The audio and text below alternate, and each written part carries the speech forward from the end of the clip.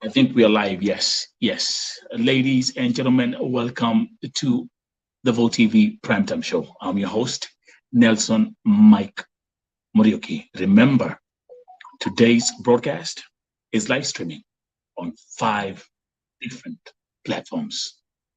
Volt TV YouTube channel, the Nelson Mike Podcast YouTube channel, the KNEL Facebook page, my private page at Nelson Mike with Muriuki, and also on Twitter at Volt Television. Leo ni ile siku. This is the Friday edition on a special coverage of the story that has taken the internet by storm. The Anita versus MUTHUMA story. Right here at Volt TV, I've been very transparent with the facts. I've been very transparent with the documentation. And I've had the opportunity not only of talking to the victim, but also talking to Grace MUTHUMA. This, again, is a special edition right here on Vogue TV Primetime Show. If you're new here, like, share, subscribe. All the viewers who are here, like, share, and subscribe as we grow.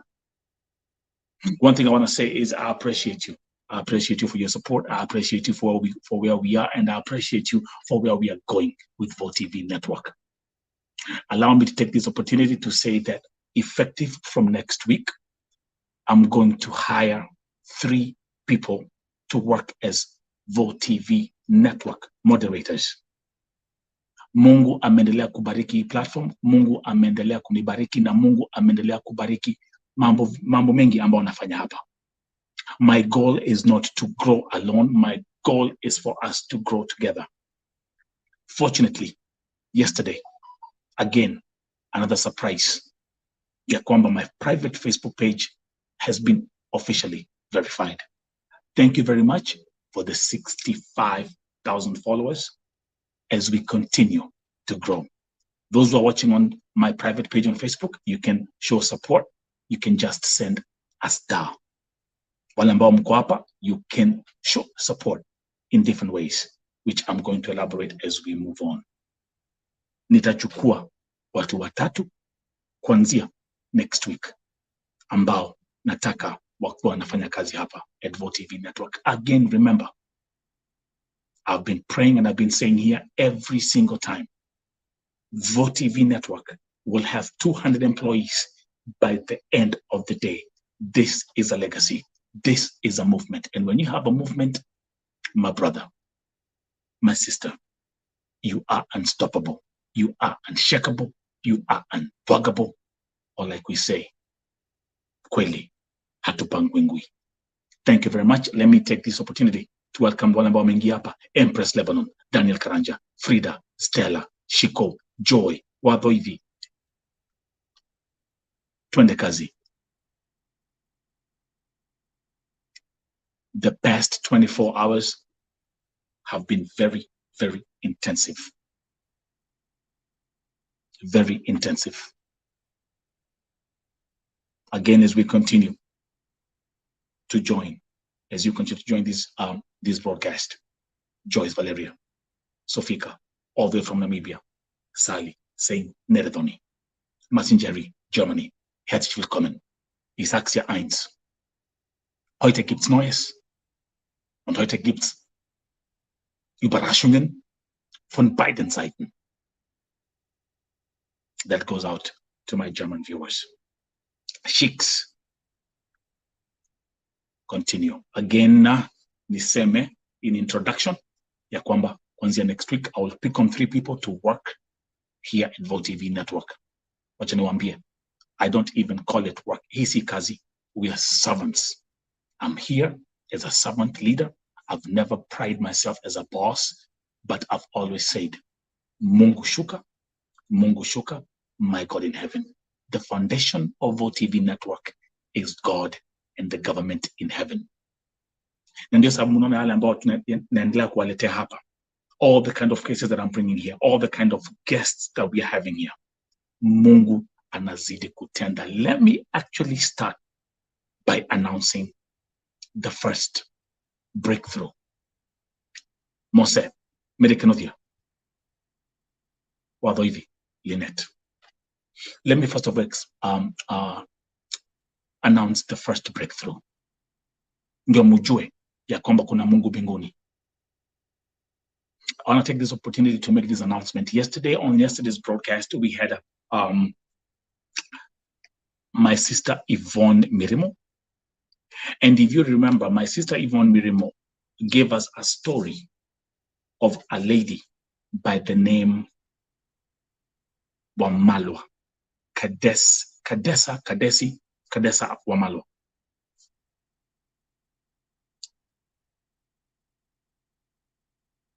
Remember, she was here crying, saying my sisters from Vihiga County, who actually have traveled with MUTHUMA agency. Now, this is Vote TV. Allow me to change this.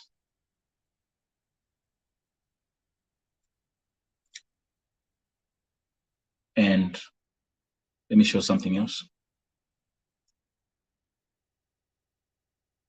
And this is going to be the opening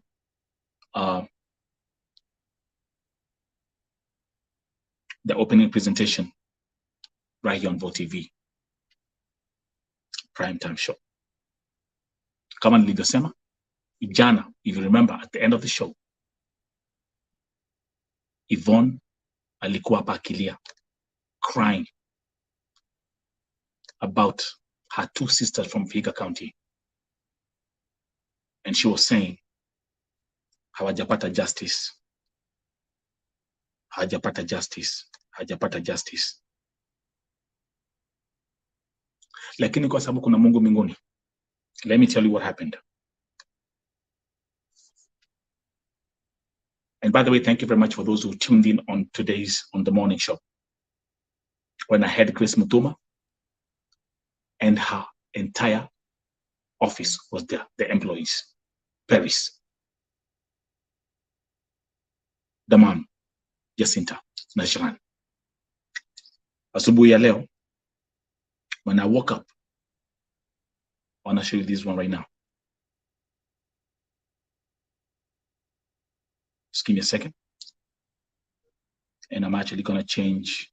Okay, there you go. There you go.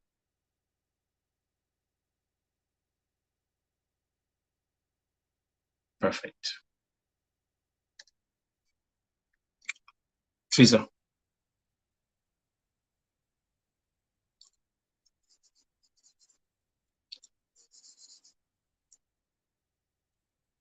Picha.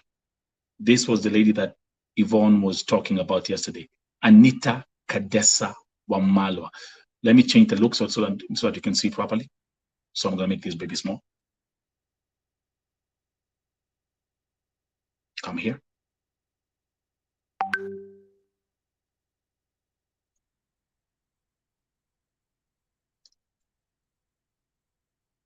There you. If we come here. That's our sister, Anita Kadesa Wamalwa. Anita Kadesa Wamalwa, I actually found out after the broadcast that mtoto wake alikufia Kenya. Remember? Yes, Jane Chega, those who watch the broadcast in the morning, yes. Remember when I was talking to the office in the morning and they were like, we don't, whatever, they were kind of mixed up. So I hereby again confirm. When I woke up today in the morning, I received this message from Grace MUTHUMA. And the flight ticket for Anita Kadesa Wamalwa has been booked. This was a confirmation from Grace herself.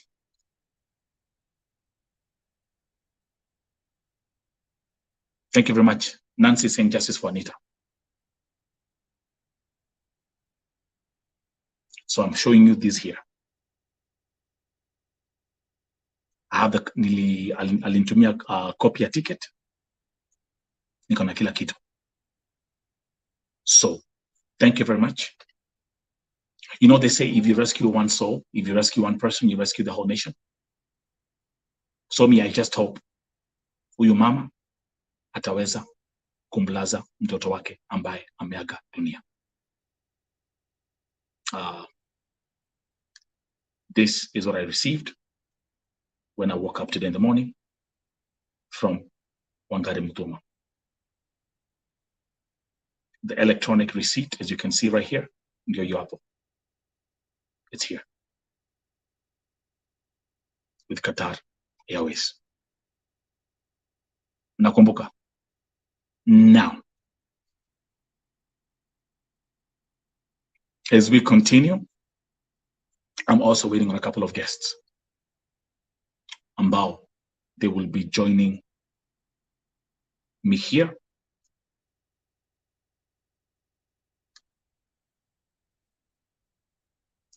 Lakini kuna mambo mengi ambayo imetendeka since yesterday.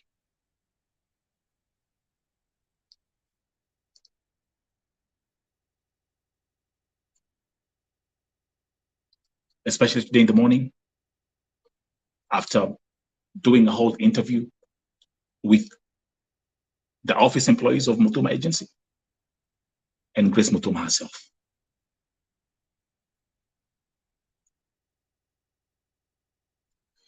There's one thing I want to make very crystal clear. There's one thing I want to make very crystal clear.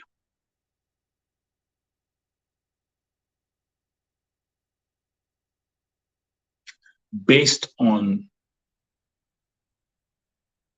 the feedback, people who are watching, who have been watching everything here on VOTV TV. Wale ambao wali watch show ya jana, na wale ambao wali watch especially the breakfast show ya leo asubuhi.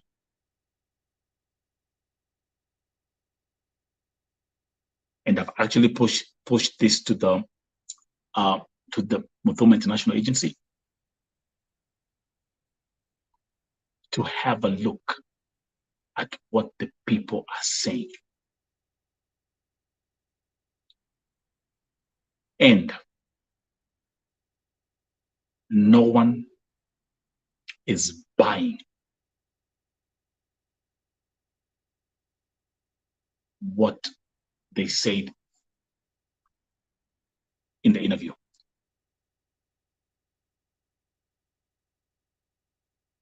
No one is buying the story. There are tens of thousands of comments. This is VOTV TV, and I have a content creating machine. And I've taken my time to look at the feedback on all the platforms.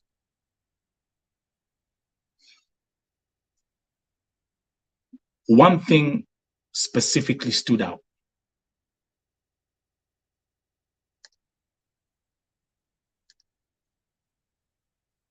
One thing stood out.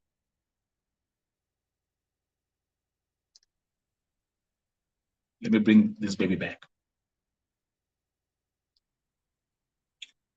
One thing stood out.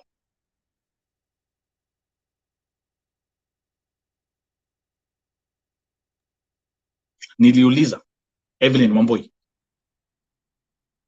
Jane Chege, the story was not adding up. Kimi, no one is buying their face stories. Dorcas, those who are coming in, karibu karibu. No one is buying the story that out of the 5,000 clients wasichana ambao wako under the MUTHUMA agency, that only one person has complained. Let me tell you this. The complaints, hata ukiangalia comments, of which we're going to pull up in a minute, across all VOTV platforms, people are crying.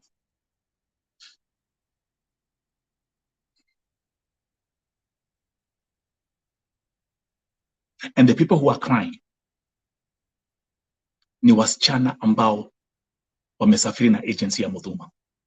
Na hawa wasichana, there's a particular audio that I played today in the morning. I played this audio. Grace was there. Her employees were there. Mbogwa and his team walikuwa hapo. I'm telling you, it's a heartbreaking audio. And I got more breaking news. I've received about 117 recordings kwa wasichana ambao wameenda na agency ya MUTHUMA, international agency, ambao wanasema kwa hiyo ofisi, there's one particular office that is being mentioned, wakisema vile wanachapwa, wakisema yale ambao wanatendewa. But again, those who are here in the morning, and I'm going to play the video as well, Grace MUTHUMA said she's 180% sure ya kwamba none of the Kenyan girls is being beaten by the Warabu and her business partners. It's all on record. No one is buying that. Nobody. And I want Grace, you and your team, najua mko hapa. I know agents wako huku, they watch. Be our guests. Because what's unfolding here, hii story ya Anita imefungua mambo mingi sana na imefungua watu macho sana.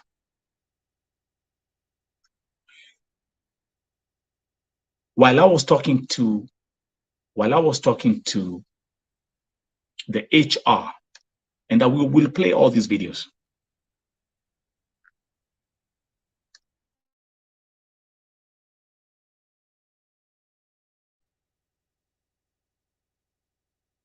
While I was talking to Nyambura, who remembers that? Who remembers Nyambura? Who said she's actually the official or HR? Those who are here in the morning, and those who have watched that broadcast. She choked. Nyambura, you are in charge of the HR, and I was engaging you in a conversation, and guess what? You choked.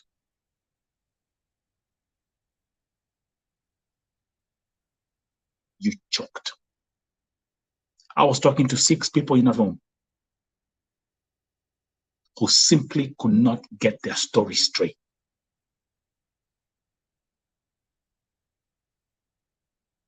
The people are watching. The world is watching.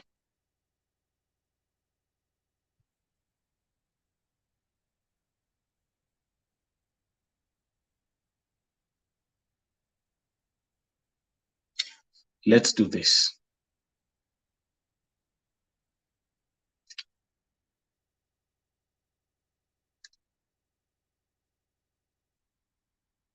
I hope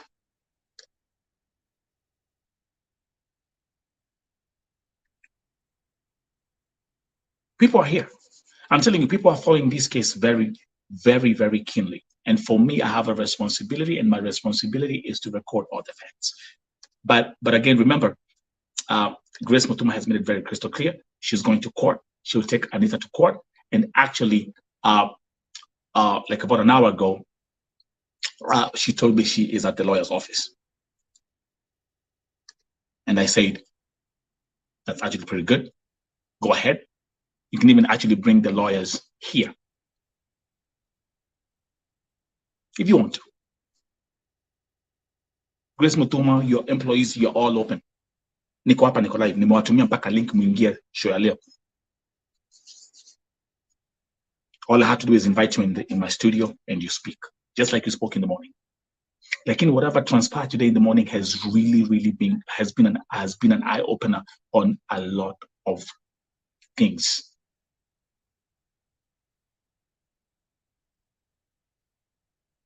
Ukiangalia unafungua tu any post that I've made, be it on YouTube, the YouTube live stream shows, or on Facebook, or on Twitter, or whatever, ukiangalia, ukianza kusoma huko, read what these girls are saying. Wakisema yale ambao wanapitia kwa ofisi. We had one, and I'll play it again. Mi kuna ile moja iliniuma kabisa. Kuna msichana ambaye anaongea na unyenyekevu, begging Grace Muthuma, akimwambia, wewe tafadhali ongea na hii ofisi, ongea na hii ofisi ya Saudia. Ndio sababu watu wanakemboi. But again, I'm going to bring everything because this is VOTV. When I speak, I back everything with facts.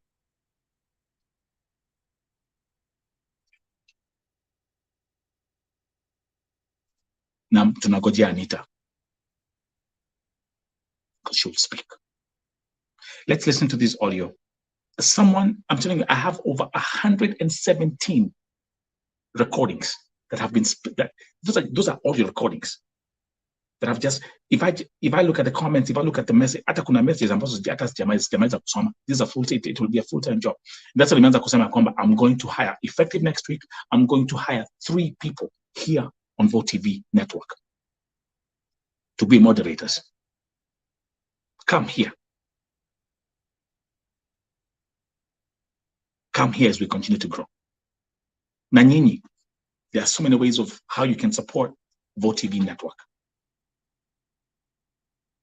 So let's listen. I haven't even listened to it. This was sent to me about 5 minutes before Ningia live.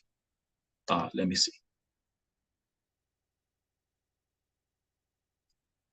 It might actually, oh, okay. Download. It's a new file. But if it doesn't play, I have more that I'm going to play.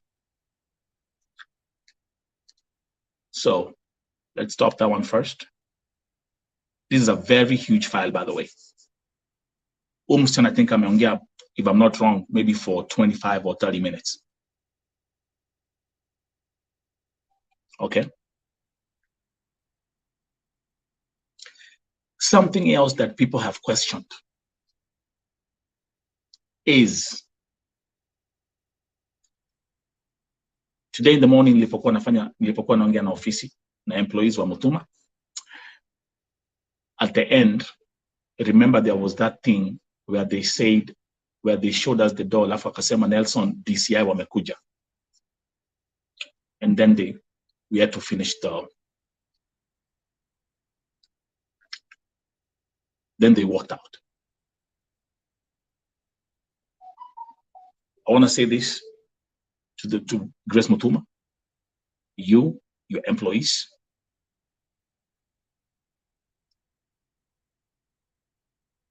that scenario of the DCI was nothing but a showcase.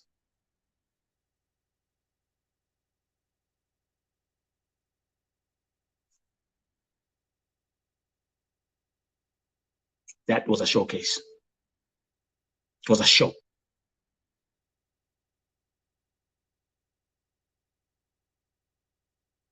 But everything that is happening here, we are getting to the bottom of it.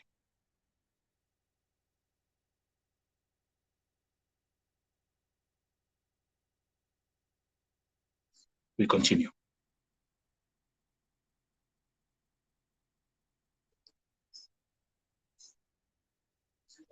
I want to play. Let's start playing.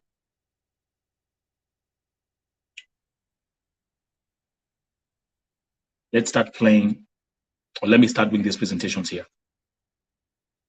step by step.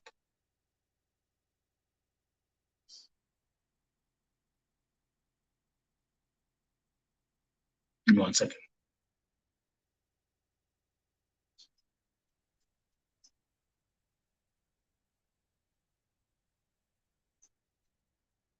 Give me just 1 second.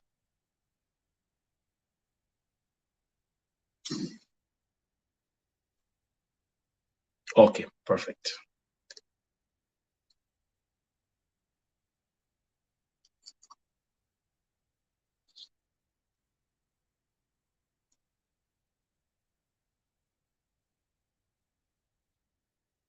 There's also another development in this case, and I'm going to mention that towards the end of today's show.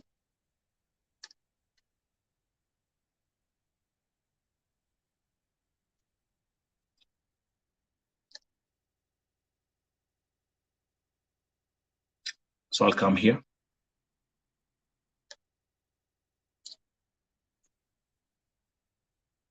And perfect. And this is exactly what I want to play.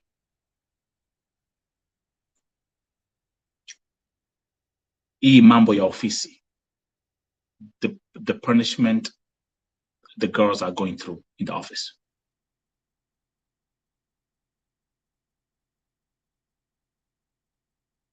Let's listen. Let's listen to this one again. Hello watu wangu, watu wa MUTHUMA agents. Mi nimekuja ninaona tukitumia hii voice tutasaidika. Sasa mi naomba hii voice iende viral, ifikie ofisi yetu ya MUTHUMA agents ikiwa under madamu wetu Madam Grace. Sasa mi naomba hivi, Madam Grace, sisi watu wa MUTHUMA hatuna shida na wewe.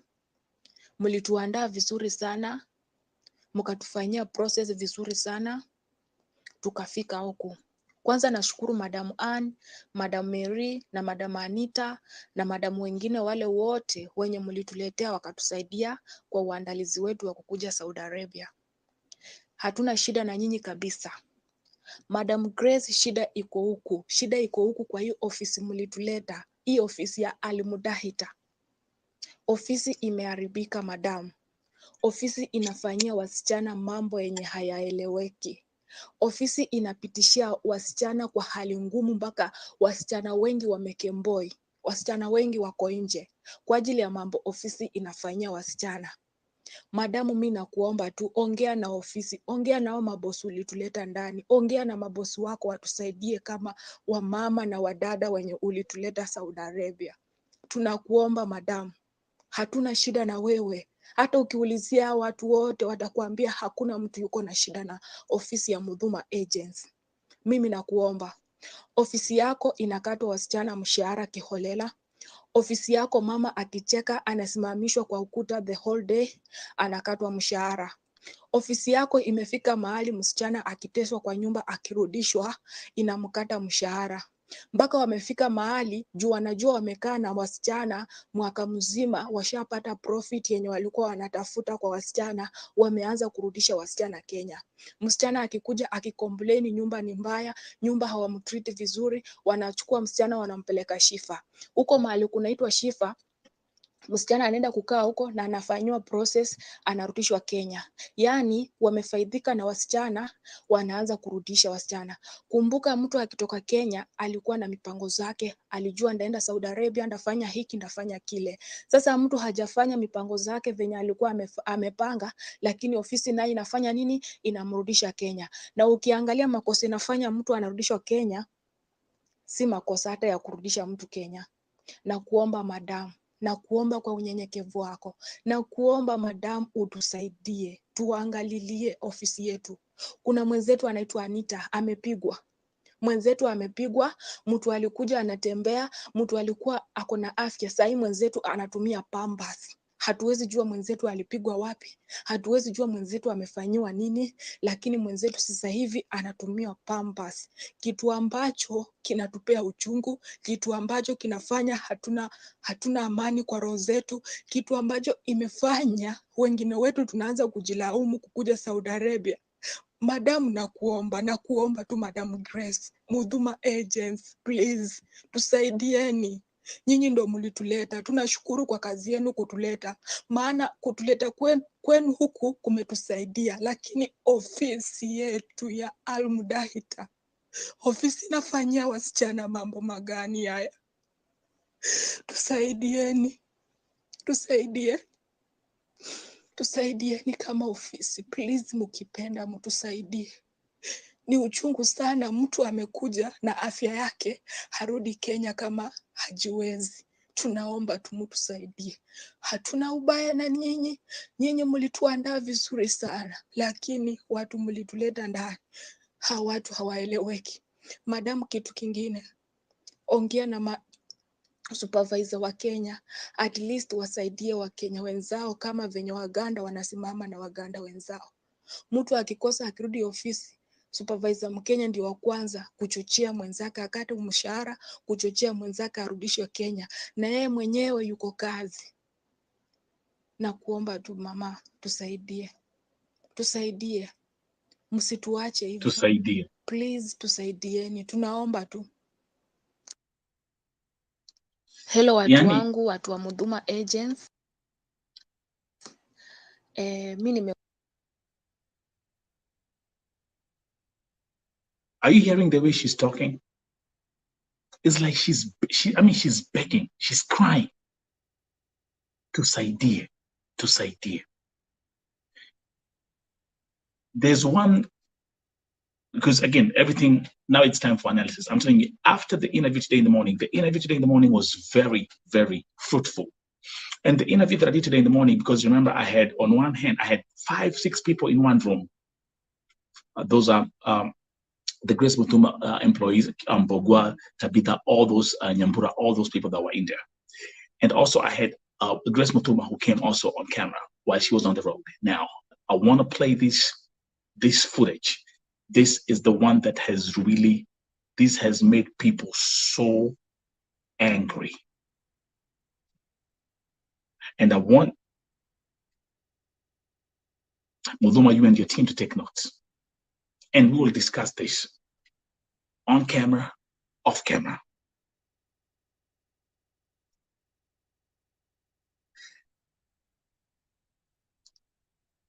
Grace, when I asked you one simple question, wasichana wanateseka kwa ofisi, are they being physically abused? Are they being beaten? I mean, you want to see like all these women, they're all making up all these stories. There's one thing that Grace MUTHUMA said today in the morning, and I want to play that to the audience. You, the public court, and I'm sure they're here, and they've been reading the comments, and they're seeing what people are saying. They're seeing all these testimonies being put across. But let me play this footage. This is the footage that has made people really angry. Ofisi, kwa hizi ofisi. Give me a second. MUTHUMA, can you hear me? Okay, because I wanted to ask you a question quickly. I've been talking to your team, and actually these guys are doing an amazing job. Let me ask you one question. The same question that I asked Bogwa. Apart from Anita, you having over 5,000 employees under your umbrella, 5,000 clients under your umbrella, do you have any cases ya wasichana ambao wanakuambia tunachapwa kwa ofisi, kwa hizi ofisi? I had to travel personally all the way, and Bogwa had to travel all the way to confirm those allegations. In my heart, if kama kuna watu wanachapwa na Wakenya wenzao, not my bosses. Not my bosses. That's the breaking news. Yeah, because okay. One, you see this fight between Anita. It was not Anita and Warabu. It was Anita and the fellow worker. It was not, it's Anita and a fellow worker. It's like those workers of mine. It's like Bogwa and Nyambura, they are fighting in the office. So yeah, we had that conversation. So you're saying, so now that's what I'm saying. The information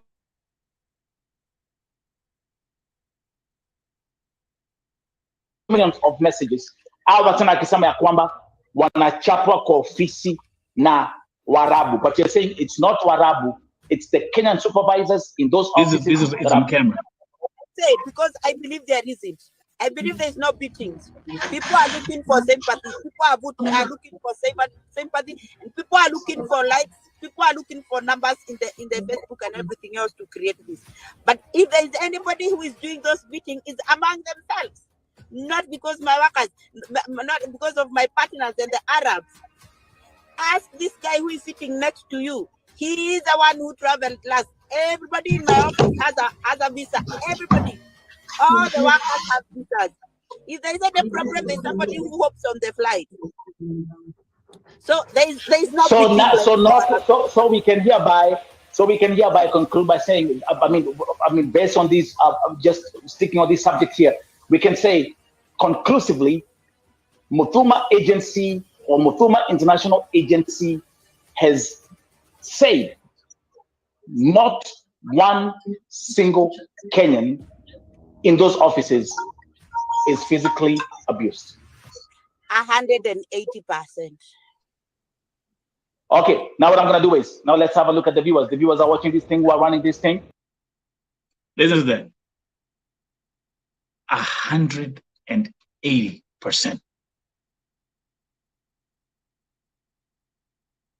Let me give you 2 minutes. Muniambie nyamba mko hapa. I know the comments, I see the comments that are coming in here. There are too many for me, but I'm just going to put them on the screen. How do you feel about this statement? Before I even read that, because I can't even read these comments. Zile comments ambazo zimeandikwa kwa hii video, I can't even read them out loud.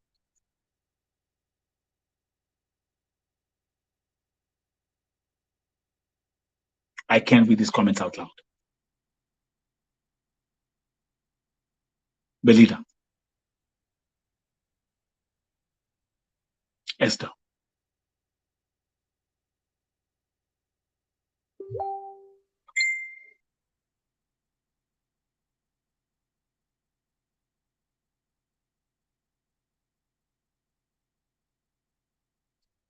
Someone said, you know, their statement that they're doing this to seek sympathy and Facebook likes. Ati hao wasichana ambao wanasema wanapigwa ama wanateseka ama wanakatwa mshahara na hizi mambo zingine zote. It's a lie. Now that's according to the office. It's on record. And she's 180% sure. Evelyn.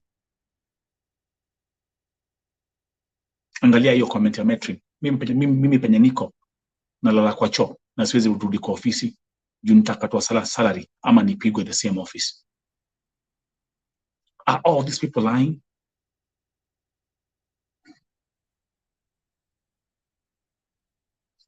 Let me play this footage again.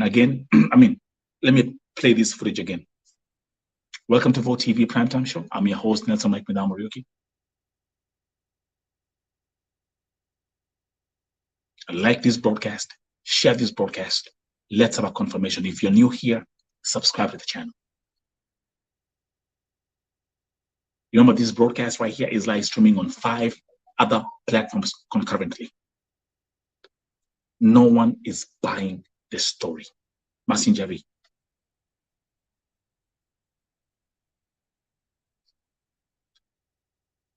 Let me play this footage again.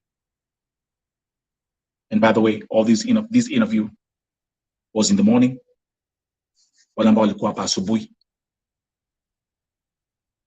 happened? Let's play this thing again. Yes, MUTHUMA. Can you hear me? Okay, because I wanted to ask you a question quickly. I've been talking to your team, and actually these guys are doing an amazing job. Let me ask you one question. The same question that I asked Bogua. Apart from Anita, you having over 5,000 employees under your umbrella, 5,000 clients under your umbrella, do you have any cases ya wasichana ambao wanakuambia tunachapwa kwa ofisi kwa hizi ofisi? I had to travel personally all the way, and Bogwa had to travel all the way to confirm those allegations. In my heart, if kama kuna watu wanachapwa na Wakenya wenzao, not my bosses. Not my bosses. That's the breaking news. Yeah, because okay. One, you see this fight between Anita. It was not Anita and Warabu. It was Anita and the fellow worker. It was not, it's Anita and a fellow worker. It's like those workers of mine. It's like Bogwa and Nyambura, they are fighting in the office. So yeah, we had that conversation. So you're saying, so now that's what I'm saying. The information that I have and what it's it's gazillions of messages. Hawa tena akisema ya kwamba wanachapwa kwa ofisi na Warabu, but you're saying it's not Warabu, it's the Kenyan supervisors in those offices that are beating them. Is that correct? I said because I believe there isn't. I believe there's no beatings. People are looking for sympathy. People are looking for sympathy, and people are looking for likes. People are looking for numbers in the Facebook and everything else to create this. But if there is anybody who is doing those beatings, it's among themselves, not because my workers, not because of my partners and the Arabs. Ask this guy who is sitting next to you. He is the one who traveled last. Everybody in my office has a visa. Everybody. All the workers have visas. If there isn't a problem, there's somebody who hops on the flight. So there's no. So we can hereby conclude by saying, I mean, based on these, just sticking on this subject here, we can say conclusively, MUTHUMA agency or MUTHUMA International Agency has said not one single Kenyan in those offices is physically abused. 180%. Okay, now what I'm gonna do is, now let's have a look at the viewers. The viewers are watching this thing, who are running this thing. As you can see, I'll have to leave. I am already in my, you see, I have already stopped. The car has already stopped. So I am going somewhere. Okay. I have to go with you. Okay. We are trying to look. Okay.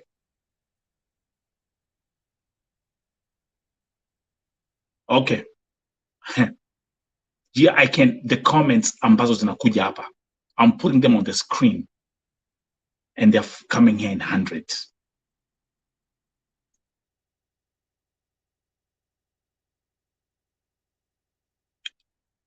Do you want to tell me that these hours channel, they're just seeking sympathy and Facebook likes with all they're complaining about? The message is clear.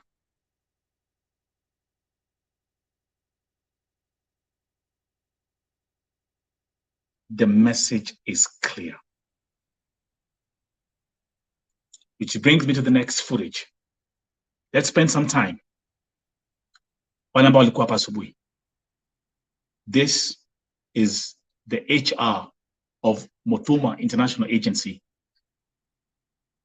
Her name is Nyambura. Watch this here. This is where I'm going to tell you, get your popcorns. Department, what do you say about that? They have never reported to me about it, because even when they had the Wanatusiwa, all these kind of allegations, you bring from the human resource. Okay, perfect. There you go. Welcome to Vote TV. Introduce yourself. Who am I talking to? Thank you. Thank you. Welcome. Human resource.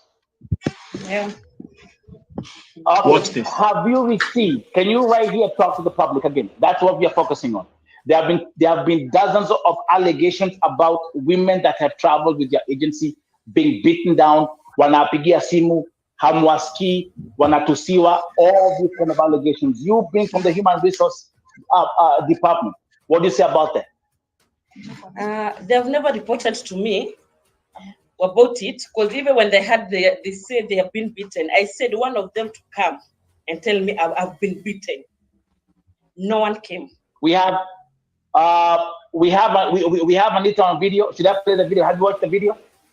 Okay, about Anita, she was beaten. No one was there. They were with the soldier and her together. And share your opinions, comments. And what I know, the paper that she was told to sign, it had English and Arabs. It's not the first time she has come from the office and come in and out. It was not the first time. The time she came, it was at night with a taxi, without the sponsor. Okay? So she had to sign. No one knows what happened between them and the soldier. And Anita is not the first time she has come to Kenya and she has gone back. If it was a bad place, she could have not gone back. She came for the burial and she went back to Saudi. We got that memo yesterday, but I'm just trying to think about this thing here. So you want to so your office and you as especially being in charge I work for a corporate company. Human resources, if you step on my feet, I'm coming to you to solve my problem. That's how it works in America. You know that, right? Good. So you're on the hot chair right now. So you want to tell me, because the public, there are hundreds of messages, of comments flooding in here. And I'm going to tell you this. No one is buying this. Yeah. No one is buying this story. No one is buying this story ya kwamba hata nitageuza mpaka lugha kwa kila mtu aelewe, because you know kuna watu wengine huku Kizungu English ni mushkila. So I have to keep on going back and forth. No one is buying the story that our wasichana wote ambao wanasafiri na Muthuma agencies wanaongea uongo about kuchapwa. Yeah. No one is buying that story. No, everyone is saying these guys are hiding something. These guys are lying. And you being in charge of human resources, you deal with each and every single case. So let me ask you a question. Why is my inbox pregnant? People saying, tunachapwa, tunafanyiwa, office haitusikizi. Yesterday's broadcast with MUTHUMA had over 7,000 people watching. And the comments alone, people who are working in a focus. I know they're whispering on your left, they're whispering on your right. You have to focus. I'm talking to you because I know you have to be on the same page. Okay? I know human psychology in and out. Quavo, tell us about Anita coming with a wheelchair. Anita coming with a wheelchair. Should I show you the video? Yeah, I've seen. Even I've talked to Anita. When, today? Okay, when I talked even with the doctor, I was told Anita didn't have anything with the wheelchair. She can walk. But because of maybe the medicine she's taking, she was weak. I asked about the beating. If she had any injury, I was told no, because she was taken in 3 hospitals. Have you confirmed that? Yes. She was taken in 3 and hospitals. And they even have the medical report. Yeah, and the 3 hospitals, they had the same report. Kila hospitali alienda ilitoa the same report. And they didn't know each other. So venye niliuliza kwa nini Anita kwa wheelchair, nikaambiwa ni zile shindano alikuwa anadungwa akiwekwa dawa. But for now, she can walk. So she arrived on a wheelchair, and today she can walk. You know, listen, even Jesus raised Lazarus from the dead. I listen, that's a Bible story. So she came yesterday on a wheelchair. She couldn't walk yesterday, but she's walking today. There you go. Come on, man. No, the medical report says she can walk. Come on, man. Yes? Come on, man. Came yesterday on a wheelchair. We had a full report. She couldn't even walk. We've heard everything. And you, from being from the head, from the HR department, you're telling us today in the morning, miraculously, yalla, she can walk. But you know, I'm seeing what the doctor told me. The doctor told me she can walk. No. But because now she couldn't walk because one of the legs was weak. When did you speak to by time she will walk. Wait, Nyabura. When did you talk to Anita? Today? No, before she came. Okay, let me just give me 1 second, and I want you to keep your team is right there. I'm talking to 5 employees in one office. You're on the hot chair. Wale ambao wanawatch hii program sahi, how many believe what these guys are telling us? How many believe what they're telling us right now? I'm doing a poll right now. I want you to see. Angalia screen. You see that? You see that? Start looking. You see that? Kimi, Eunice Nyenga. She even moved away. You're doing a poll right now. Nyambura, kuja hapa kwa screen. Come back in the middle. You're the human resources. I actually got the right person. Nikorabi. Umeita mwingine. Umelemewa. It's a hard seat for a reason. And listen, I There can you go. debate with each and every one of you and give you facts like straight up. Angalia the screen. They are coming in hundreds. Angalia the screen. Look at that. Susan Shiro. There you go. There you go. Covering up. Nefeti. Look at that. I can't even put the comments on the screen fast enough because it's coming. All these comments are coming in thousands and hundreds. Nyabura. Even like the way you've put the story of Anita here in 5 seconds, you've contradicted yourself 49 times. And which leaves me to believe that there's something that you guys are holding on, or that there's something which you guys are covering up.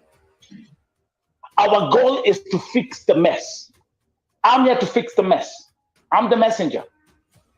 Because there are thousands of people, there are hundreds of people who are saying, keep on reading. Let me actually, Angalia, you are human resources. Let them join you to help you read what the people are saying on these comments about the poll. Don't leave me alone. The whole world is here. Nyabura. May I go Kuabe? Moshaba Keno, Ikino, all the way to Centerville. They're here. And people look at, people are watching everything you're saying. People are watching your body language. People are watching how you're expressing yourself.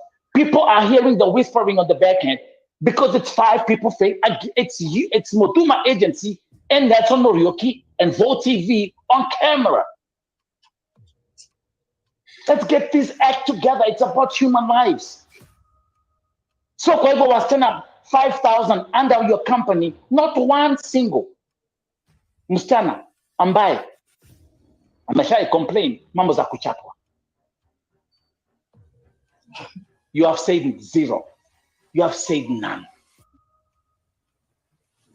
It's a sad day for humanity. That's right. Because at the end of the day, Vote TV, our foundation is our God in heaven. And let me take some time and preach to you, my sister Nyambura. Mbogwa is there, and those who are watching. There's something that we call the government in heaven, not the government on earth.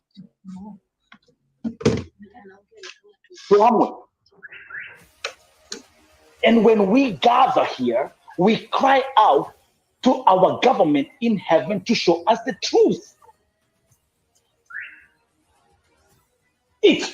Kuna wasichana wengi wamelia vile wanachapwa, vile wanafanywa, vile wanateswa, yale ambayo wanapitia, na wanasema hivyo kitu hazifanyi anything. Okay, about Anita Mwengi Nyambura. Go ahead. Go ahead. And focus. You're the human, listen, you're the HR. There's someone who's talking to you constantly. Whatever she is saying or whatever he's saying, mwambie nyamaze. You are the HR. Talk to the people. Nakwambia, today is the day. And before I go to sleep, I've told my God in heaven, we will fix this. So, endelea Nyambura.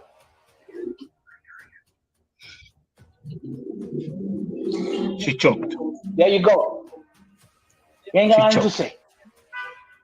You ain't got nothing to say. It's done.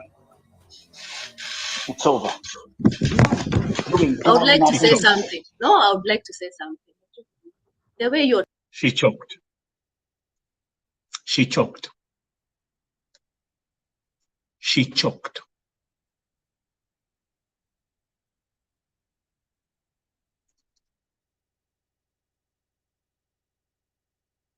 She choked. You know, that's, you know what we're saying? She choked.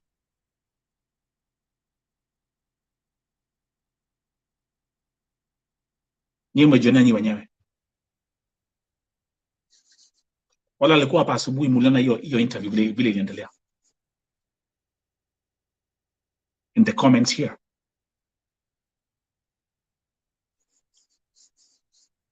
Something has to be done. This has given I don't think mambo za kizungu, my sister. tusikanzie hapo.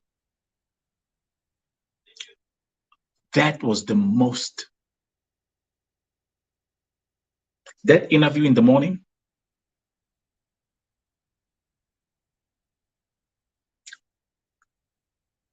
I'm putting in the comments so that whatever, because we're gonna have this thing running over and over, but it's fine. Just keep on, express yourself.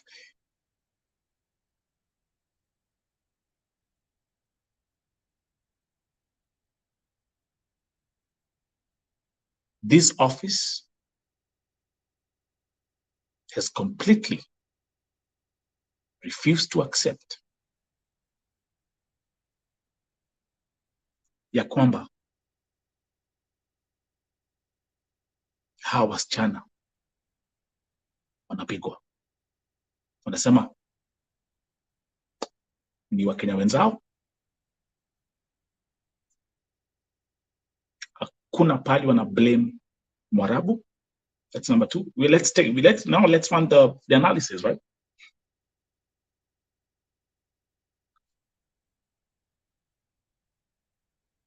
You guys, you've watched everything, right?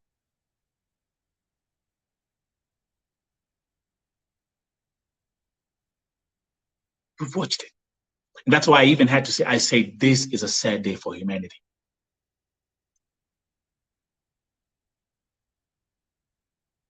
It's a sad day for humanity.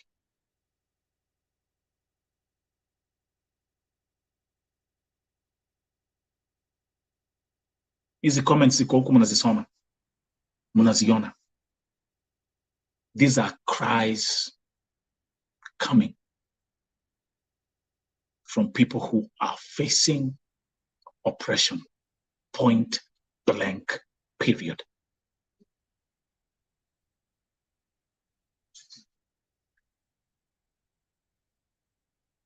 The same story you hear over and over again. Nimekuwa nikiambia watu hapa, no agent will take accountability of what Mwarabu amefanya.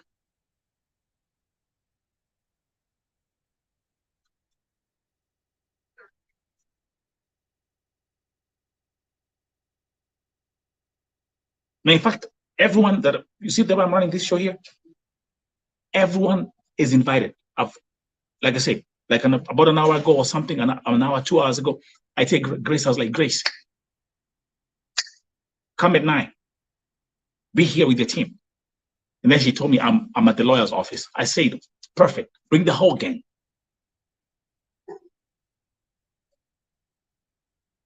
Anita, kuna shida ya simu.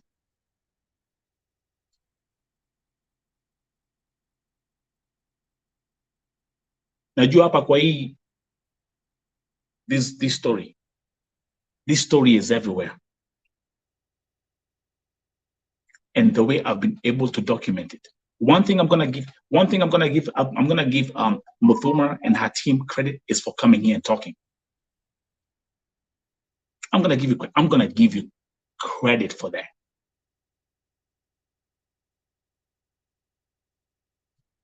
I'm gonna give you credit. You came here and you spoke. I'm gonna give you credit for that.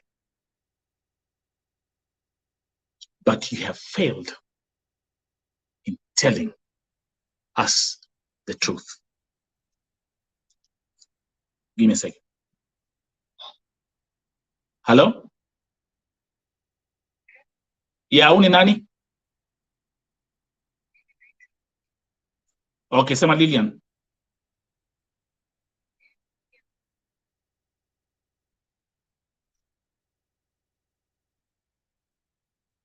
Ati nini?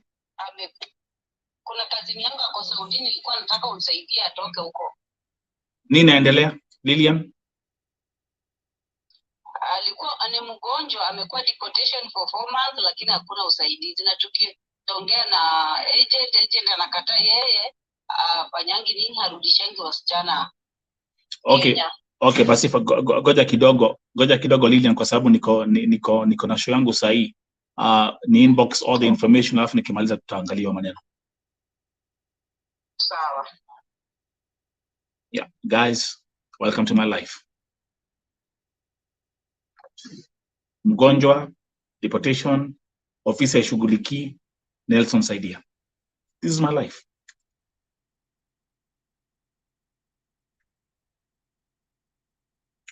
So again, I repeat, they came here, they spoke.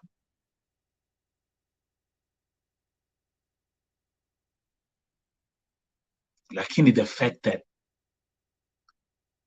no one from the CEO to the HR. I mean, to be very honest with you, Nyambura for me was the biggest joke of all.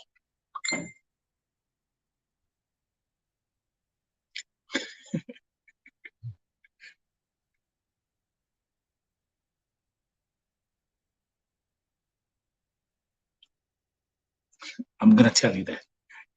Nyambura, you listen, if they got you that position as a HR, you better do something.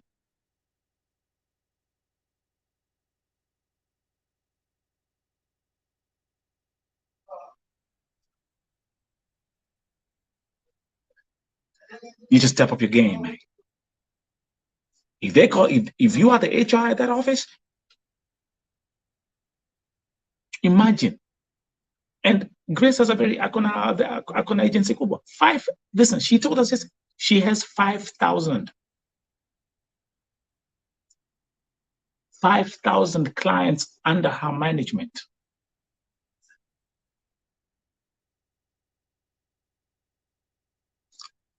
Okay, now let's run this thing real fast. Let's do another poll. Naona hapa kuna wasichana wengi sana ambao wana comment ambao wako na MUTHUMA agency. If ulienda na agency ya MUTHUMA, raise your hands up. Kwa chat. Let's have a look at this. Kuna Sally. Soma ya comment ya Sally. MUTHUMA mulituleta na contract ya 850. Okay, so hizi nikasoma whatever you are saying the rest. How many ni wangapi ambao wako hapa wamesafiri na agency ofisi ya Grace MUTHUMA? Na kwanza kuna there's one issue ambao imekuwa of all these testimonies that I've been reading, there's something that has been happening to these women. Mambo za kukatwa mshahara. Sijui mara umelipwa 800, mara umelipwa sijui 830, mara umelipwa sijui what. If you go back to the office, all these kind of calculations and all these kind of deductions that just don't make sense.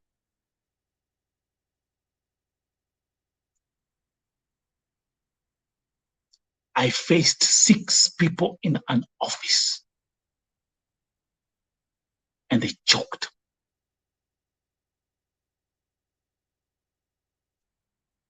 Angalia comment. Jesus Christ. Mimi ni wa MUTHUMA mbaya sana.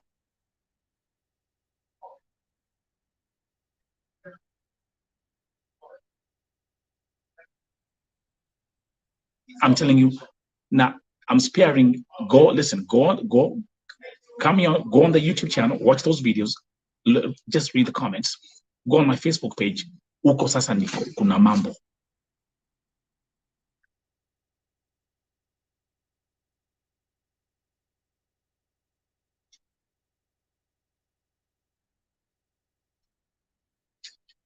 Paul yako hapa. Paul, I've actually been paying attention to your comments, but let's read this comment by Paul Yakisama. MUTHUMA, if you take Anita to court, we have evidence of the girls who used to call for help and you didn't help. We have a WhatsApp group. Some of the girls are mentally ill, like Elizabeth and Mary. By the way, Paulie, thank you because I've received those audios as well. Nimepokea testimonies, watu wakitusiwa. Nimepokea testimonies, watu wakilia wasaidiwe. And also, Yvonne spoke yesterday.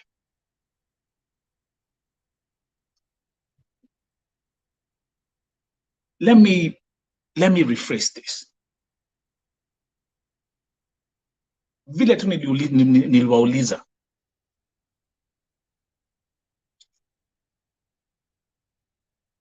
Kuna wasichana huwa wanapigia simu kusema wakicomplain kwamba wanateswa. You know what they could have said? They could have said, okay, we have cases that come to our desk. That's what Nyambura could have told me. Okay, good. Easter, can you send me that? Easter, able to me use audio. Send them right now. This is VoTV. You know how I do this. Can you send them on the WhatsApp number on the screen? The WhatsApp number is on the screen. +1 571 361 3104. Angalia kuna watu wanasema waliachwa kwa sababu ya kuwa na fake medical. Are you guys reading this? So let me ask you a question. And I could have, if Grace would have showed up here in Gamuliza, one question. Grace, are these people talking for Facebook likes and sympathy?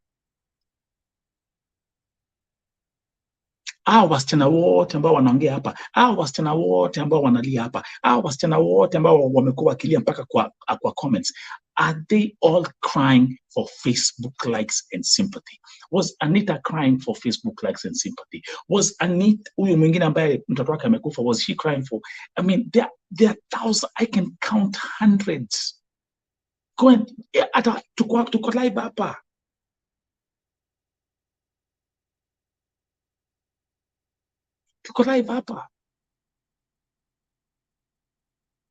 And trust you me, listen, number one, I'm a messenger. Number two, I'm documenting this from a very, very neutral perspective. This is VoTV Network, so I have my due diligence. Easter, can you please send me the audio? Number kwa screen. If you have anything that you'd like to send to VoTV or contact VoTV, or if you want to be featured here on VoTV, if you have a story, please contact VoTV. The WhatsApp number is on the screen. People who have been asking how they can support it, people have been coming to me voluntarily saying how they to support VoTV.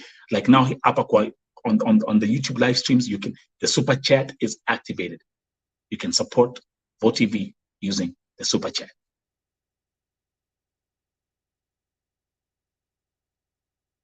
And again, thank you very much. My Facebook private page has been upgraded. I'm thankful for that. Tuendelee. VoTV, I'm now live streaming 24 hours, 7 days a week. 258 broadcasts a week. That's history. It's a YouTube channel. This is a network.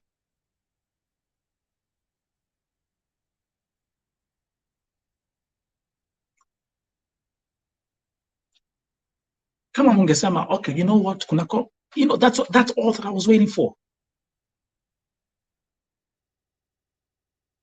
Just say, you know what, there are complaints that we get and whatever, and be transparent. Don't be like, hey, hakuna mtu hata moja huwa na complain kwa hii ofisi.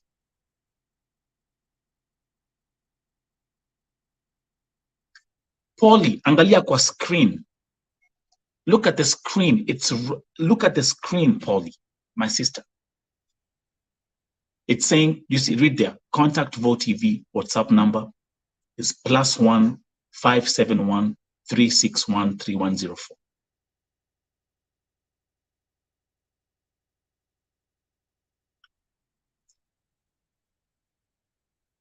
There's one thing that Grace said yesterday she can take responsibility for. Members are supervisors. Wacha niwaambie, this is God's time. And God is revealing a lot of things through this platform. And God is revealing a lot of things to the world.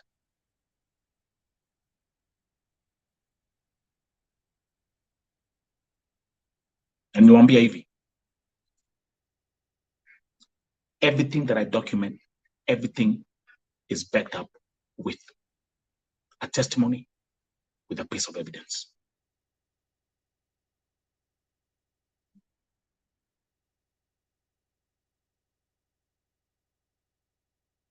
Nyinyi agents wa Kenya, there are tens of thousands of agents out there, right?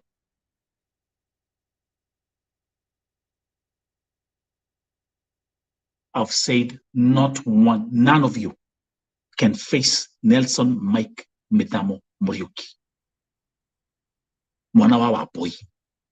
None of you can face me in a debate about the oppression of our people. None of you. I will shred you with facts. I will shred you with my eloquence. I flow when I speak. And when I start speaking that fast, and when this thing starts, because I've been doing this for 8 years and I've seen everything. I've seen the dead. I've seen those who have been raped. I've seen those who have been overworked. I've seen those who are crying that they're sick and handicapped.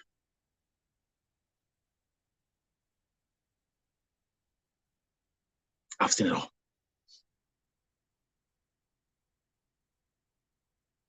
Kujeni hapa. Tuongee. And please don't make the mistake of bringing me some HR people like Nambura. We can be on the same level.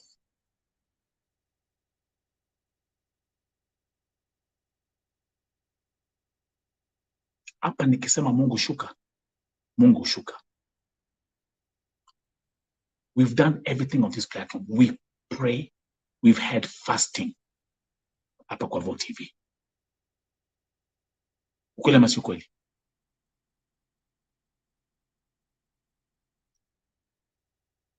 And I'm gonna give you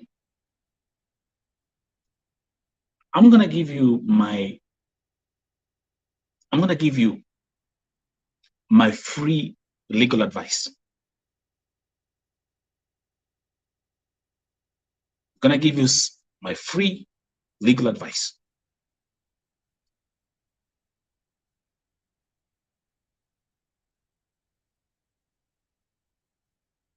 Don't waste your time to take Anita to court. Don't. I'm giving you free legal advice.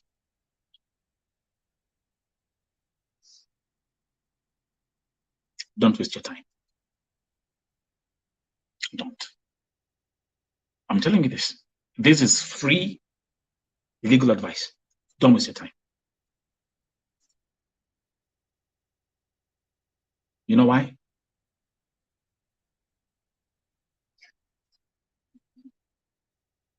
You know why?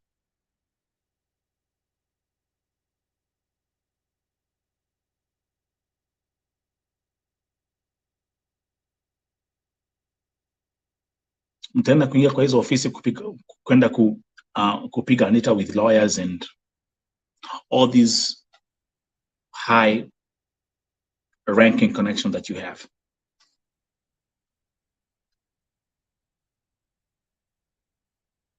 Anita can't hire a lawyer.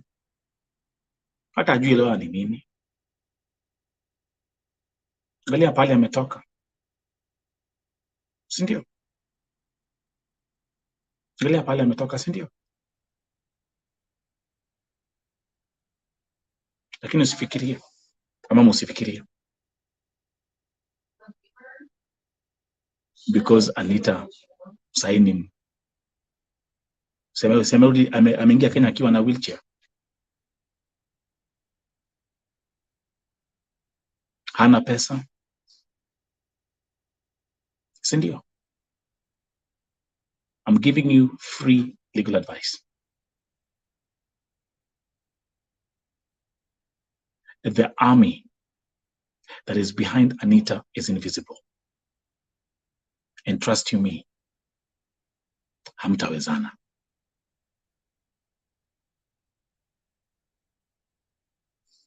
Angalia. And remember this. You will even make Anita more bigger than she is right now. That's my free legal advice.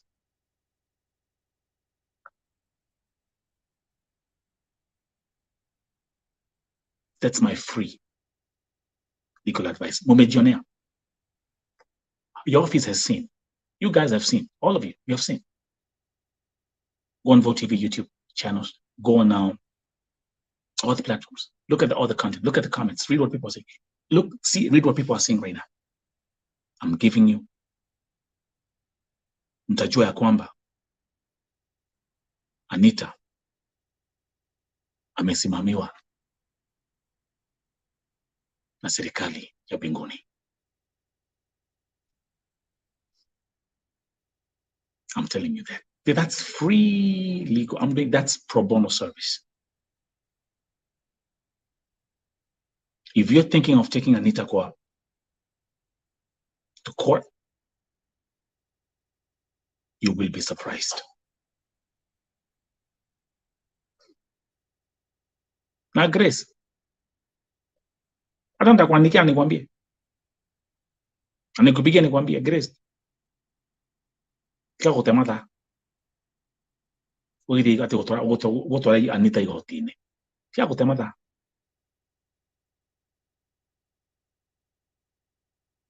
Si ametoka Saudia. She's back in Kenya, right? Let her be.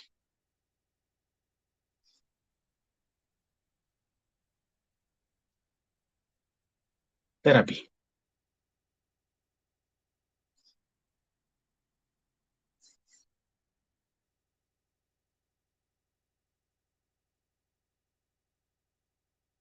Si amerudi Kenya.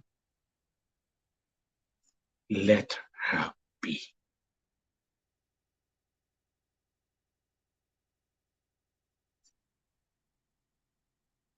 Wacha anze kujijenga tena.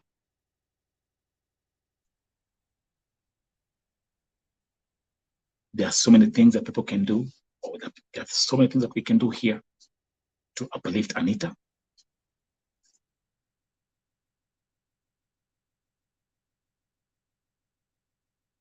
Na mkumbuke Anita has said about mtoto wake ambaye pia ako na shida. This, what is happening here, is spiritual.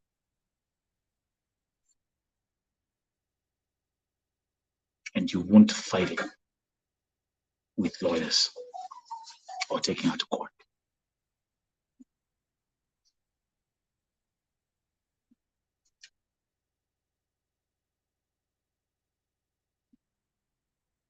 I've done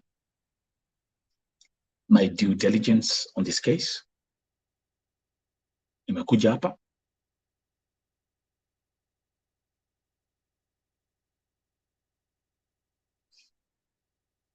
Okay, let me check if I have someone wants to send me some audios.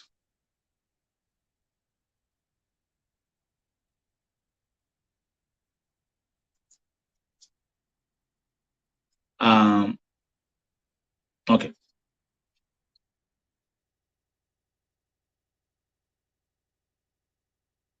Guys, I cannot read. These comments are flooding so fast. Grace what? Some of your text here, Grace Nelson, Grace Mgani. You go up your text. Now before I go back. I cannot, sorry. Let me just continue. Now, tukuja kwa, yes, I wanted to touch on that story next. Elizabeth Wayongo, munajua mtoto wa Anita. Ebu andikia watu hapo, and actually, by the way, you can even call me. Call me on WhatsApp if you want to call and talk about this, Elizabeth. Ebu, you can call Vote TV on that WhatsApp number. Utuambie mambo za mtoto wa Anita. People, for them to see how deep this thing is.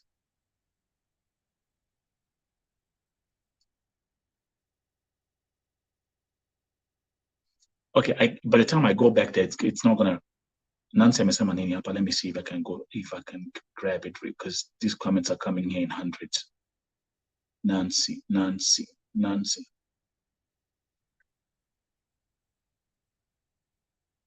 Ati Al-Mutahida is hell of a place. Kwanza kuna elevator, imepoteza pia. Kwanza kuna elevator hapo, Grace huwekewa maiti, anawakujia usiku.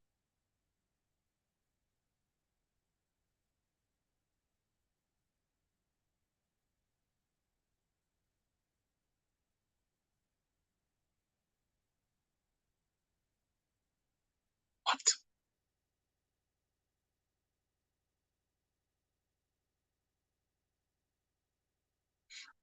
Wasn't this what Nani was saying alipokuwa kwa airport?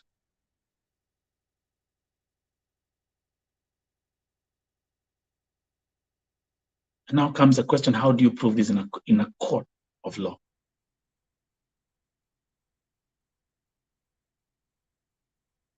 I mean, we can all read it. This is some scary-ish, man.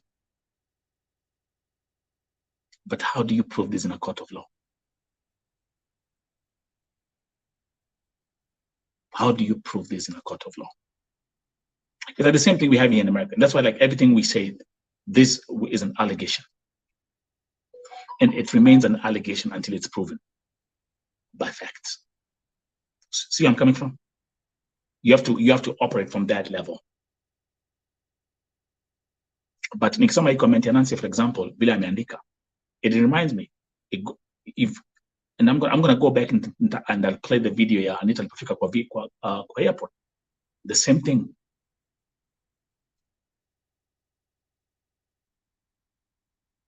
But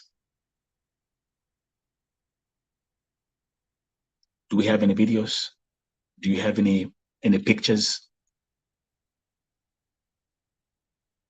So this will, and also because I'm Vo TV, that from a broadcasting perspective remains an allegation. In a court of law, it's an allegation, it's a hearsay. Where's the evidence?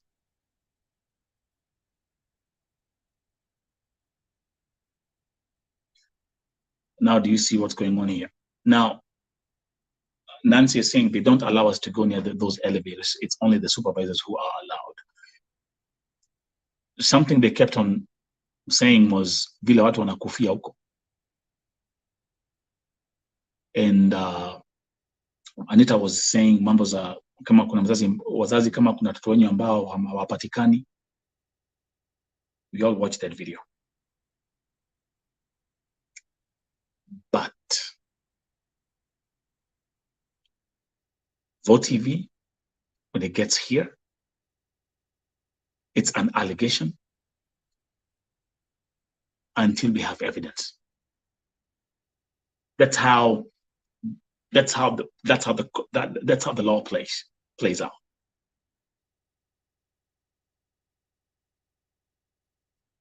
But Nancy is giving us a lot of gems here. They take our phones when it.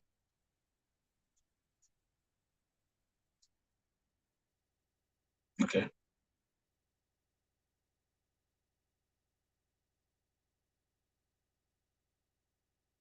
I know for a fact, give me a second. I know for a fact, there's one more phone call I'm going to make.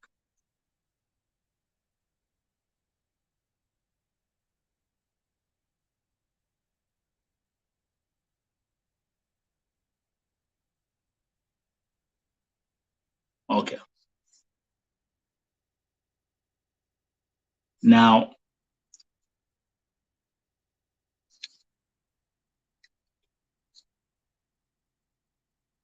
yeah. So again, Nancy, if you have no evidence, you go to a court of law, you can win a case.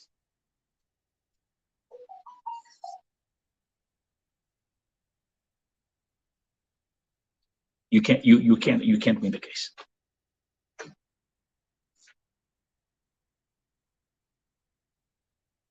You can't win a case like that.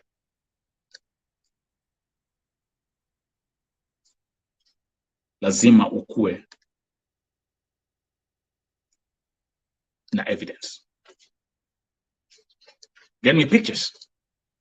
Might zikitolewa kwa elevator. Get me videos. Might kama hakuna, it just remains an allegation. And I can if I'm to document that or to report that, I'm gonna document it from that perspective. Is it scary? Yes, it is some scary-ish. It is. It's absolutely crazy.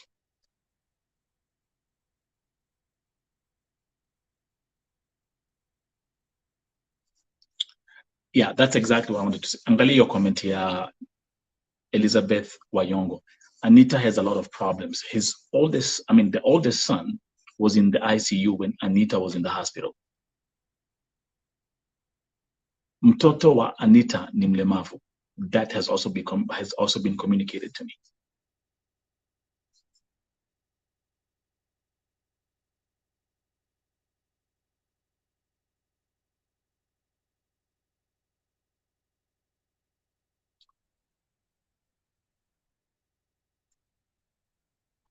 Mtoto, that one I've been told, yes.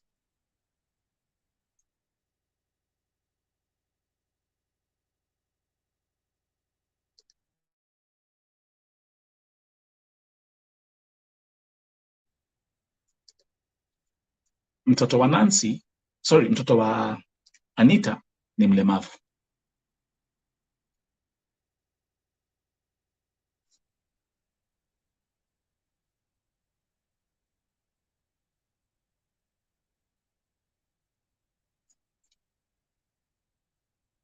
So, looking at this story, we've heard what Anita said, and we've heard what Grace MUTHUMA has said, and her office.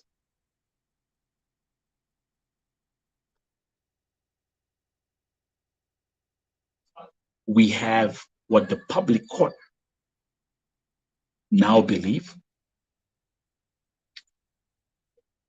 We've seen through the cracks. We've seen through the cracks. We've seen through the cracks. The cracks are visible.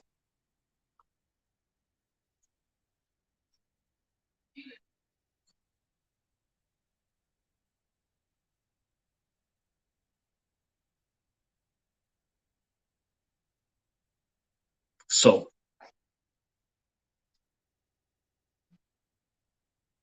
like I said, and I confirmed this yesterday,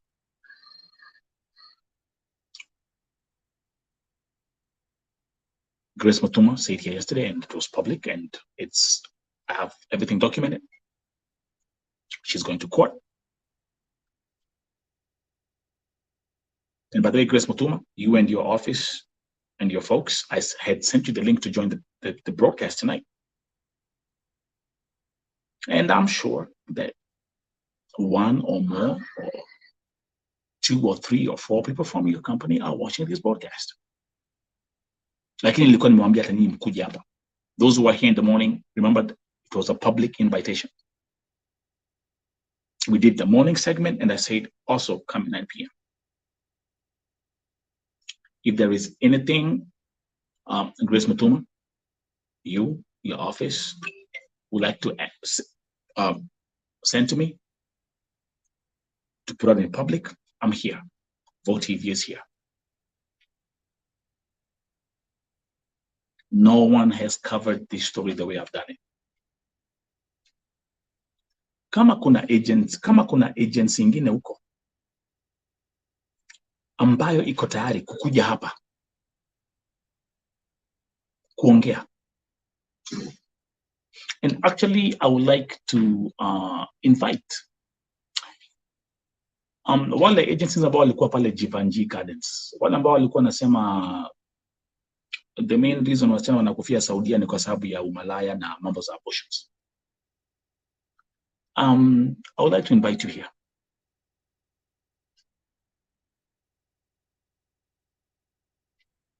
I'm ready. Kuna comments zingine watu wanaandika huku, I'm telling you it's crazy.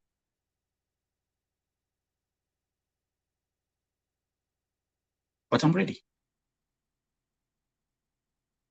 Niko hapa. Vote TV is here. And all is trust you me. The documentation I've done is a whole Netflix series.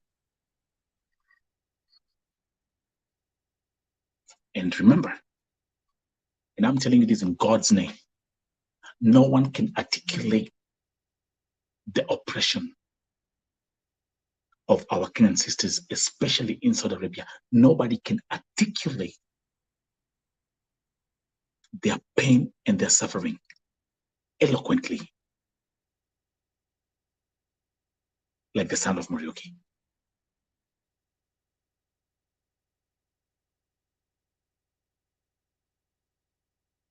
I know you agencies, I know you come here. I know you follow my post, you know, you've tried everything. You operate in darkness.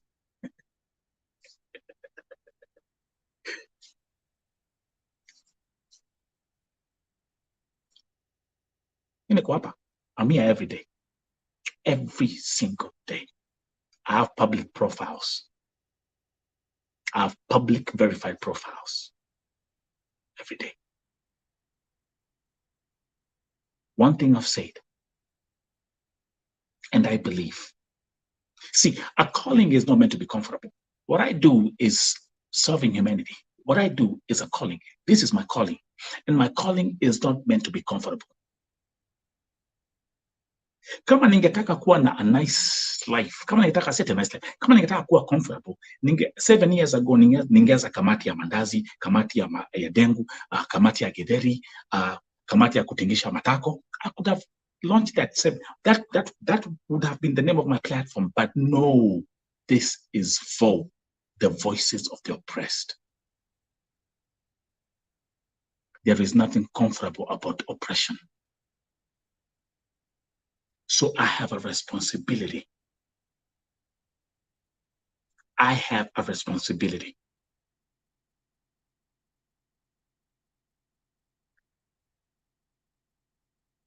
to speak for those who are oppressed, to fight for those who are oppressed, to raise awareness about those who are being oppressed.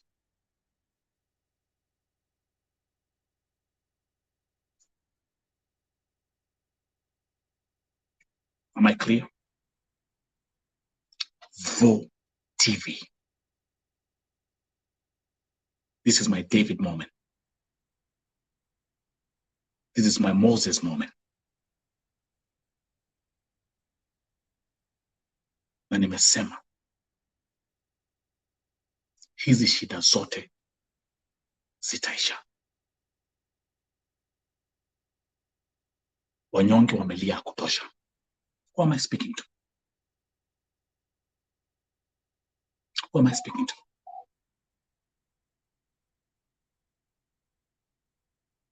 Wanyonge wamelia ya kutosha. Na hapa tumesema Mungu shuka.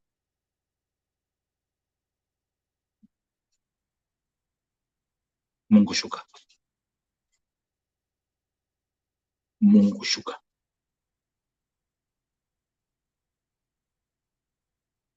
Nakwambia zile cases ambazo niko, isn't even like, listen, if I just pull up my phone like this, 2 seconds, unasikia even as I'm talking to you, hii ni kesi ya msichana mwingine huyu.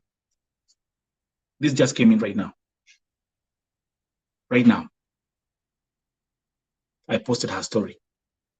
Na imetumwa tena. Huyu msichana, she has been missing since 2019. Is this about Facebook likes? Mike Ngogi. Let me just play you let me read you the message kwanza. Huyu msichana na yeye.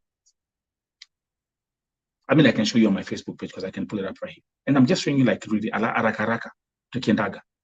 This lady has been in Saudi from 16th of February 2020, and according to the information she's giving us, she finished her contract with her employee, but her employer has refused to release her. Anapouliza tena nyumbani lini, wanampea excuses and even going on kumutishia maisha. Is this seeking sympathy? Is this seeking Facebook likes? Agents mko hapa. Is this seeking sympathy? Is this seeking Facebook likes? Is this seeking TikTok likes? And you know who's writing this? The uncle.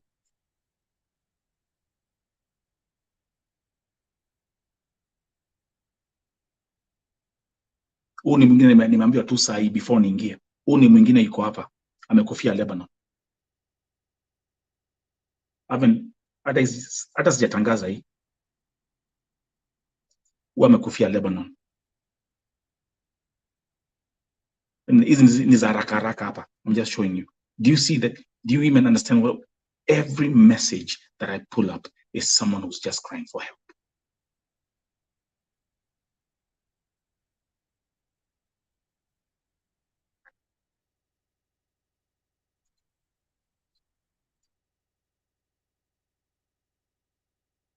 Hello, Vo TV. Hello.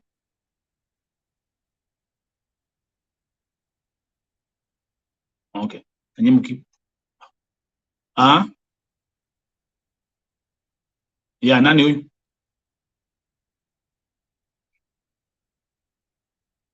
So unasema ni mimi boss, wewe ni nani? Sorry, I'm running my show right now. Who am I talking to?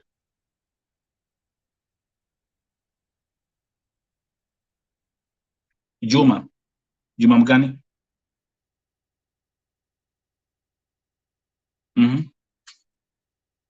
Okay, nini naendelea Juma?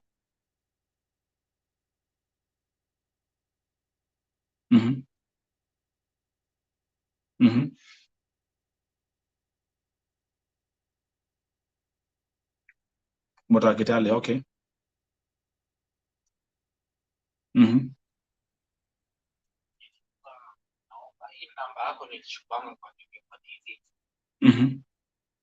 Asante.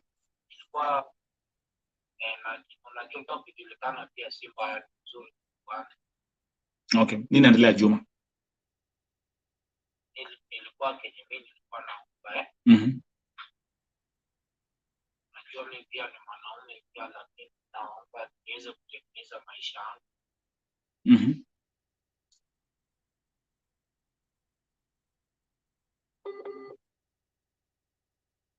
Okay. Welcome to my life. Anyway, let's do this. Thank you very much for tuning in. Thank you for watching today's broadcast. Thank you for your support. Thank you for everything. Remember, the next Vo TV is live streaming 24 hours. However, after this broadcast, the next show is going to go up. Kama vile unaona kama Empress, kuna msichana ambaye amekufia Lebanon. Wata sijaongea mambo zake. Tulikuwa na Jacinta Mugore ambaye alikufia Lebanon like 2 weeks ago. Alipatikana kwa nyumba. Hiyo story nimedocument hapa.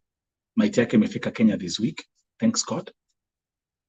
Baada ya kuzikwa Lebanon. But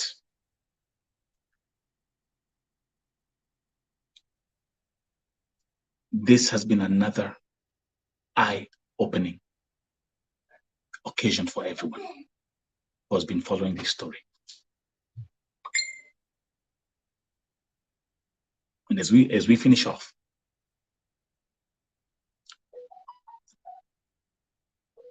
Grace MUTHUMA wants to go to court.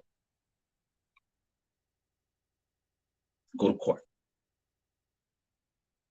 Want to get your lawyers, take out of court, go to court. It's your right. It's a constitutional right. But I want you guys to remember, people have questions and people have seen through the cracks.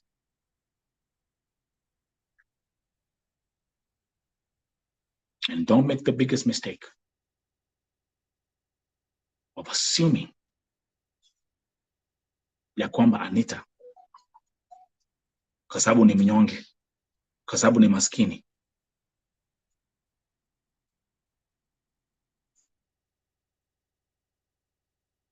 don't underestimate that as you pursue what you're pursuing. Grace, this platform is always open. Kuja hapa uongee. I put you on camera. You can talk.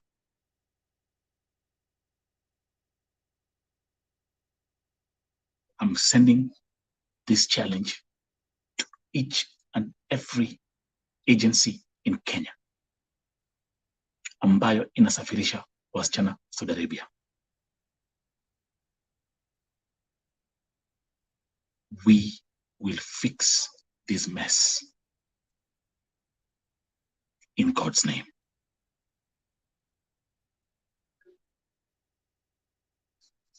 Vote TV is the loudest megaphone for the voiceless,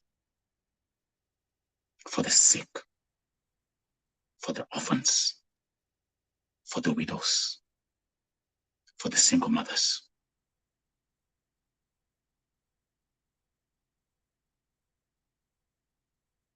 Vote TV, mkumbuke hivyo. Everything being done in darkness, God is revealing it in the light. Remember that. Mark my words. 5, 10, 15, 20, 30, 50, 100 years from now, people will look at what I'm saying today. And they will say, yeah, man, he was right. Yo, he was right. He was right. He was right.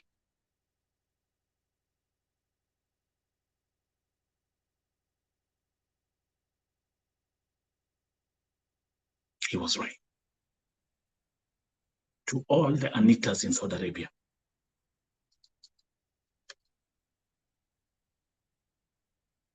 to all the Anitas in Saudi Arabia, mko wengi.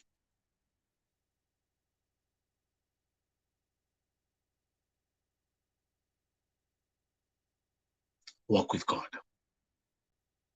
Shika Mungu mkono. Ambia Mungu nishike mkono. Ambia Mungu nishike mkono. I know your pain.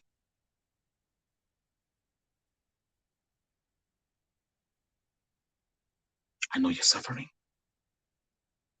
But most importantly, I know your sacrifice. Yes. Kama vile mnasemanga, sio kupenda kwetu, sio kutaka kwetu. Kama sasa nilikuwa na ile story ya, for example, ya msichana ambaye ametoka Western. Gesare. Zipora Gesare. Nilipotuma when Nomanyi went to kuwatembelea. I've shown you here. Muone vile watu wanaishi. Muone ile nyumba anaishi. Muone pale ametoka. Muangalie familia yake. Muangalie mama yake ambaye alikuwa hapa akalia machozi. I understand. I understand your pain, and I feel your pain and suffering, and I understand your sacrifice.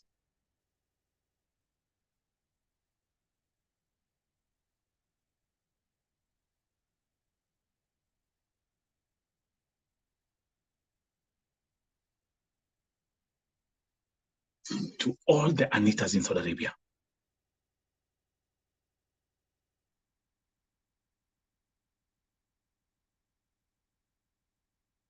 Mungu uliye mbinguni, I command and I declare and I decree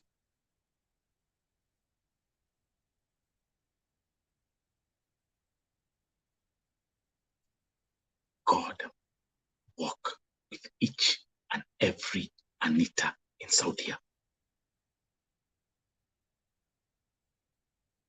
Awashike mkono.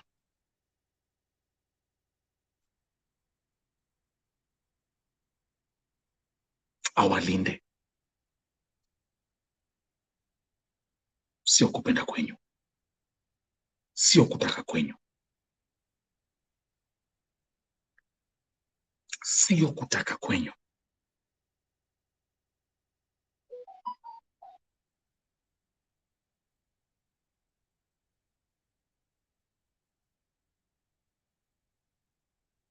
So,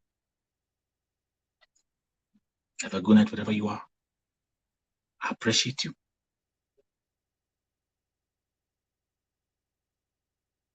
Tune into the next broadcast coming right after this. Kuna broadcast ya midnight, saa 6, na kuna broadcast ya saa 8. Yeah, right here on VO TV. Thank you very much. Yala yala. Let's see how the rest goes.